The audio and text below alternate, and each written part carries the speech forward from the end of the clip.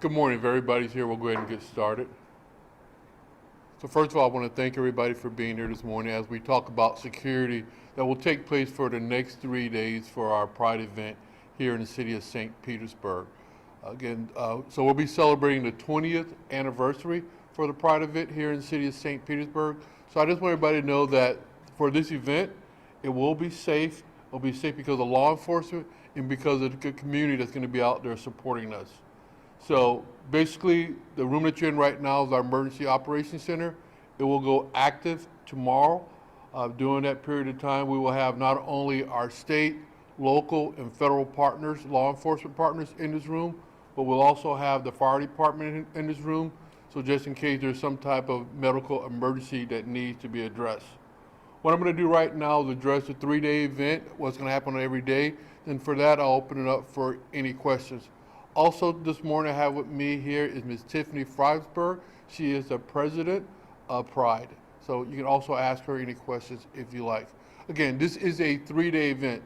So during this 3-day event, we will have police officers in uniform and also in plain clothes working this detail.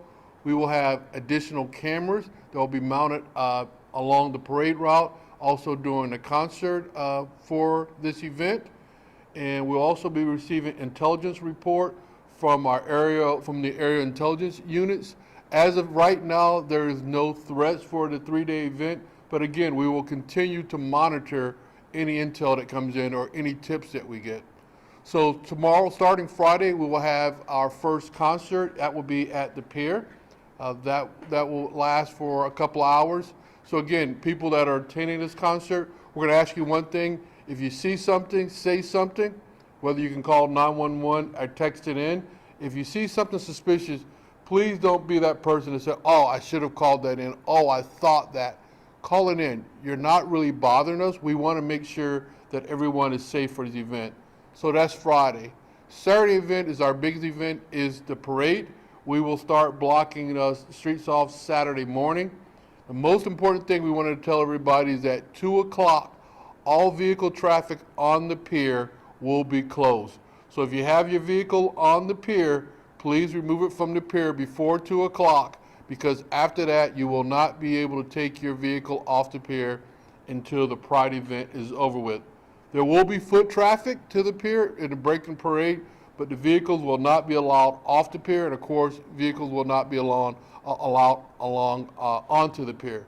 And the reason why we're doing that, you saw last year we had the incident with the St. Anthony's Marathon, and throughout the nation we've seen where cars either tried to go onto the parade and hurt people or accidentally went onto a parade route and tried to hurt someone.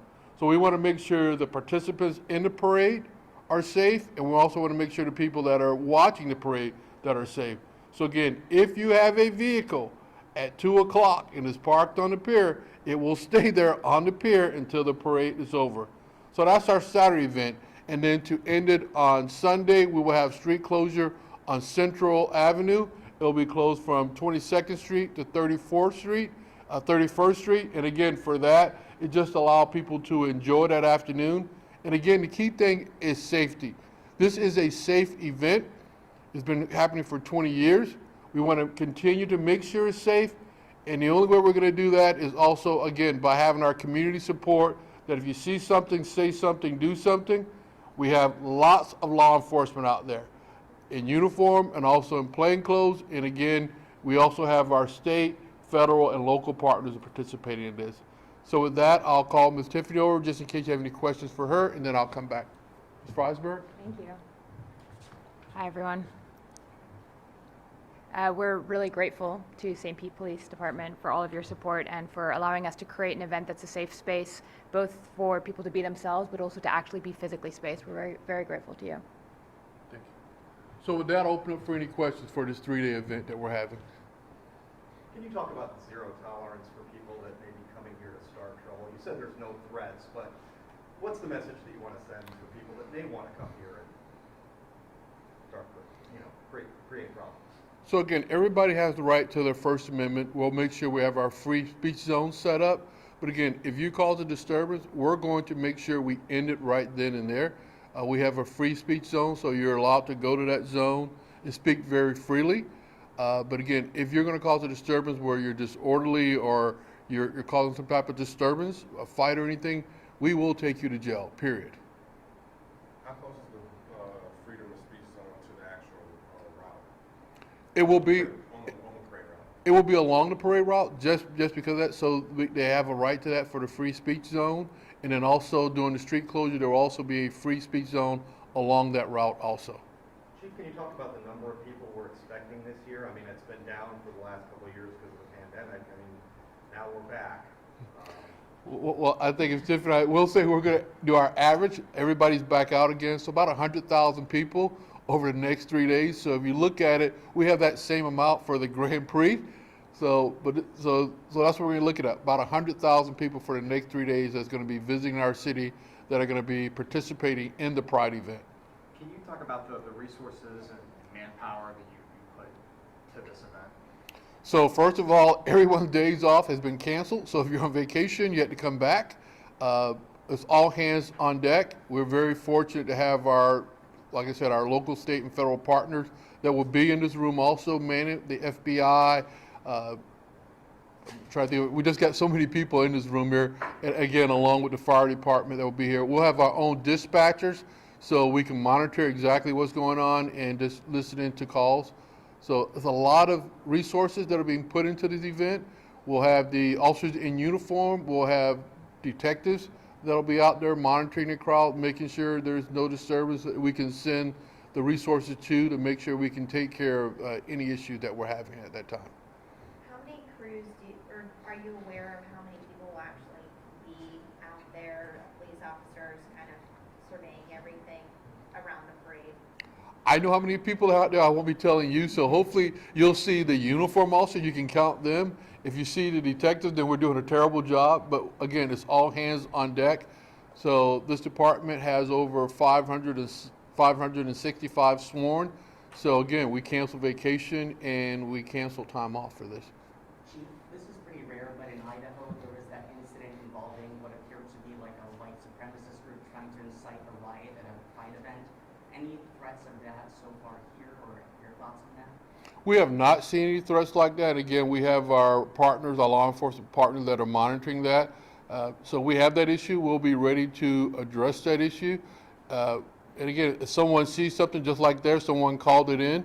So if they see something like that, please call in, let us address that. When you say see something, say something, is there anything specific people should be keeping an eye out for, anything suspicious?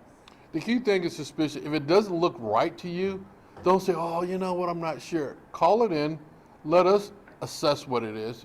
If we need to go out and talk to someone, we will. We'll ask some questions. But let's not get to the point where, well, I'm not sure. I saw someone put a bag down and they walked away from it. There's plenty of uniform officers out there, so ask that uniform officer.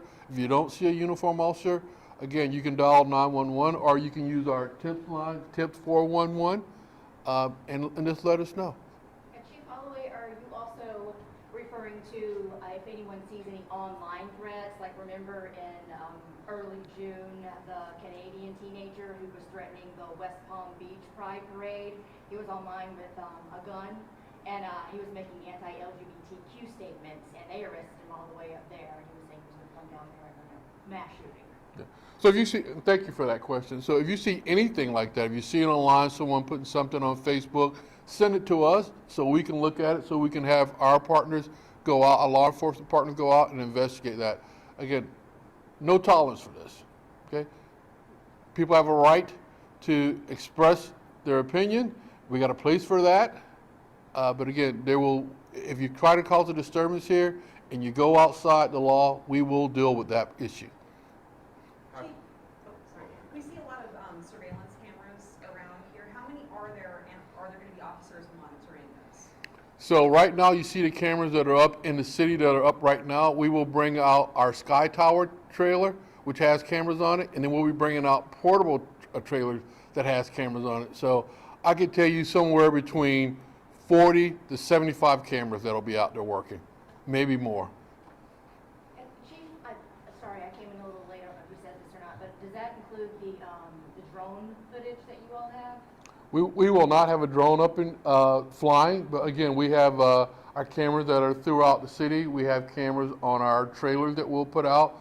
And the other thing is all officers in uniform have body cameras. So if we need to go back and look at that, we'll go back and look at the body cam footage. Why, I guess, what kind of made you guys make the decision to take everybody off of any vacation or holiday and bring them in this weekend? What was kind of the drive behind that? Well, when we have any major events here in the city, we always look at, do we have enough resources here? And we're celebrating Pride 20th anniversary, so we want to make sure this is a safe environment. So the only way we're going to do that is to make sure we have enough resources here.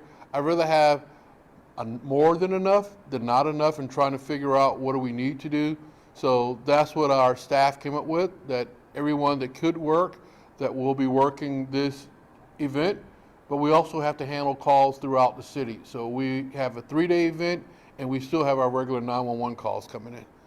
We know there's been a lot of like tension in terms of politics this year regarding LGBTQ groups. Is there more concern that there will be any more disturbances this year versus years past, you'd say? I can answer that question for you. All I can tell you is that we're prepared for this event. We're going to make sure we have the right resources here. We've been working with Tiffany. I want to thank her and her group and just sharing information back and forth because we just want to make sure this is a safe event for everyone to come out to. Okay? Thank you. Thank you. Thank you. Thank you. Could we have Tiffany maybe come What? up and answer? Sure. Okay, so Tiffany, can you say and spell your name one more time for Sure. us? And also give us the organization that you're with? Yes, my name's Tiffany Freisberg, TIFFANY-FREISBERG, and I'm with St. Pete Pride.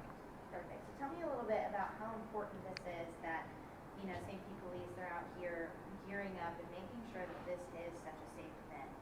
Yeah, I mean, it's massively important. It's an incredible show of support, the amount of resources that they are allocating to this event. There has been some legislation that is concerning to our community, and so to see this level of support is really heartening. Our number one priority is to make sure that we do create a safe event for all attendees and participants, and we feel really, really confident in everything that we've seen that that's exactly what we're going to have this weekend. What is Pride about Huh. to you? That's a really big question. Pride is a celebration of individuality and love and respect for exactly who we are in this world.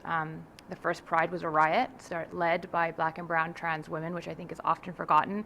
And at St. Pete Pride, our goal is just to create a space in which everyone can be their own authentic self. And with the recent legislation, just kind of reiterating what was asked before, do you think that this year there could be the potential for more threats or disturbances? I don't know. I'm going to rely on the experts for that, and I feel really confident with everything I've heard. Thank you. All right. Every event we have, whether it's the Grand Prix race or any event, we look at all threats. And so again, we're going to stand up every resource possible. We're very fortunate in the Tampa Bay area that we have such a close knit of law enforcement agencies working together. So again, if you see a threat, let us know, whether you hear it verbally, you see it online, you see someone acting suspicious, call us. We want to make sure we address that threat as soon as possible. Listen, Tiffany, other than the parade, can you tell us some of the activities they can expect these 3 days, please? Yeah, so we're starting with our Friday night concert, which is tomorrow. It starts at 4 p.m. and it ends at 10 p.m. and that's on Spa Beach at the pier. And we have Todrick Hall and Pussy Riot are the headliners, and then a whole range of other artists. On Saturday, we have our parade. The festival starts at 2 p.m. That goes through until 10 p.m. We also have our first She Them Dance Party in South Straub Park. We also, on the pier this year, are streaming the parade, so if anyone doesn't want to be up in the thick of it, it's too hot, you can sit at the pier and watch the parade being streamed. And then on Sunday, we have our Brazilian Street Carnival, which is going to go down Central. This is your first in-person parade you're leading as president. What does this mean for you to be able to do this in person? It's really humbling. It's a really humbling experience to get to be part of the team that's putting on such an important event. It is our first parade since 2019. I think there's a lot of pent-up excitement and energy for it, and it's just a really humbling and awesome experience to get to be part of a team that's putting it on.